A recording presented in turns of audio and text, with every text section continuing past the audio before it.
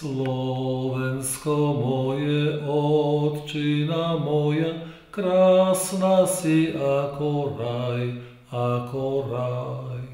A chcete sa bavať o budúcnosti, tak sa pýtame, aký bol cieľ, keď sme vznikli. Rok 2000. Vzniká Katolícka univerzita v Ružomberku. Otcom celej univerzity bol vtedajší predseda konferencie biskupov Slovenska, a to bol biskup Rudolf Baláš, banskobystrický biskup. A keď teda vznikla 1. júla 2000 Katolícka univerzita, tak on vždy povedal, musí vzniknúť aj fakulta žurnalistiky. A on kladol dôraz na to, aby vznikla samostatná fakulta žurnalistiky. Čo my sme tak sa nejak to báli, a preto sme povedali, nevieme zriadiť fakultu, ale vieme sa baviť o vzniku katedry žurnalistiky. A pán dekan Váško hneď v januári 2001 otvoril túto tému aj na senáte Filozofickej fakulty, a tam sa rozhodlo, že vznikne katedra žurnalistiky. To bolo január 2001, a až v septembri vzniklo prvé oddelenie katedry žurnalistiky pri katedre slovenčiny. Čiže máme počiatok na fakulte filozofickej pri katedre slovenčiny. Až v ďalšom roku vznikla oficiálna katedra. Za tých 10, už teraz 11. rok, sa katedra zmenila veľmi, naozaj na nepoznanie.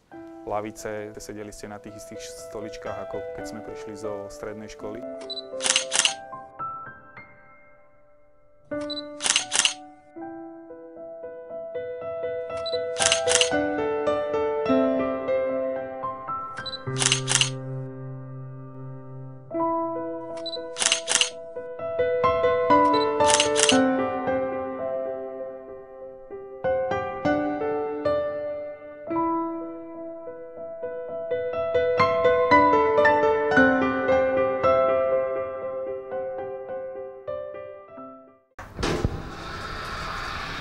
Posuňme sa o 10 rokov dopredu. Odtedy sa priestory katedry výrazne zmenili. Dnes sa tu sústreďujú ľudia, ktorí sa žurnalistike venujú naplno.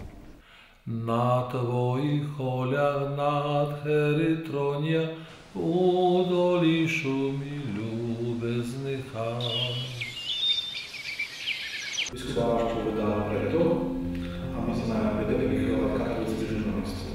S novou katedrou prišli nové povinnosti, ale aj Ponúkala veľké nadšenie tých, ktorí tam na začiatku boli, a z učiteľov to bolo naozaj veľmi málo interných zamestnancov.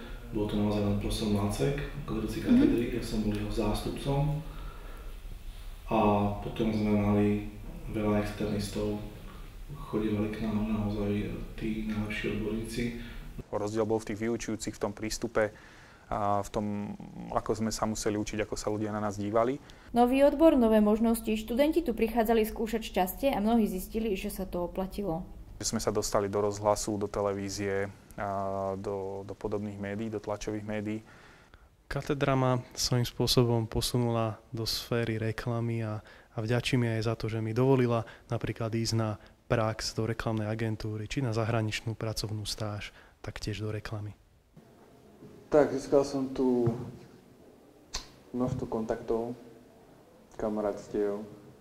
Naučil som sa pracovať s technikou, vybavením, čo mi môže pomôcť v mojej budúcej profesii, takže si myslím, že mi to dalo veľa. Nie je podstatné, kde univerzita sídli, ale čo ponúka.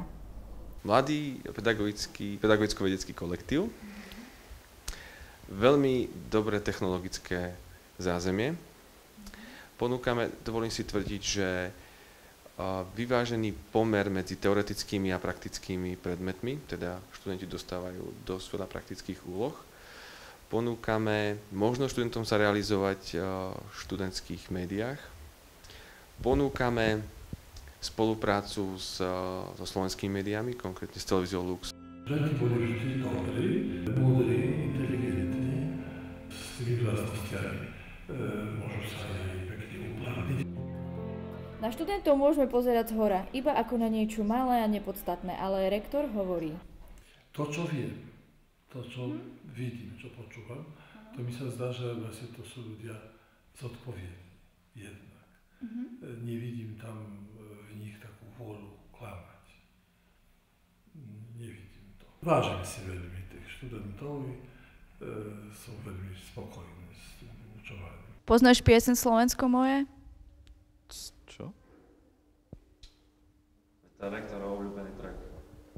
Mám rád to spievať i vždy také mravky mi prejdú po mne, keď to počúvam. Na tvojich choľach si spievali, otcovia naši pracovali, robili Slovensko moje, otčina moja, krásna si ako raj, ako raj. Chceme byť dobrou katedrou, chceme byť úspešnou katedrou, chceme produkovať dobrých absolventov. Tí, ktorí svoje vedomosti denne odovzdávajú, pozerajú na výsledky svojej práce. Vždy sa poteším, keď vidím, že študenti sa dostali do celoslovenských médií, do prestížnych médií, tak to svedčí o tom, že na jednej strane sú talentovaní a na druhej strane, že sme ich dokázali pripraviť na ten reálny život. Každý sa snaží takým svojím dielom prispieť k tomu, aby tí študenti rástli vedomostne i prakticky, i možno, že tak komplexne ľudsky. Takže to je potom ovocie práce celej katedry a ľudí, ktorí tu na tom vyučovacom procese spolupracujú. Všetci budú chcieť byť tými novinármi, bo to nie je ľahká práca, viete, to sami viete, koľko žurnalistov odovzdalo život za to, že by sa niečo dozvedieť a svetu povedať, aká je situácia v nejakých krajinách, vojny a vraždy a to všetko. Je to nebezpečná práca. Hej, mám otčinu ja ešte inú, kde viečne vládne môj Boh a Pán. Tam si povolá, tam si priviedie Pán Ježiš svojich zo všetkých strán. Tam zmiznú žale a náreky, tam budem bývať až na veky, na veky.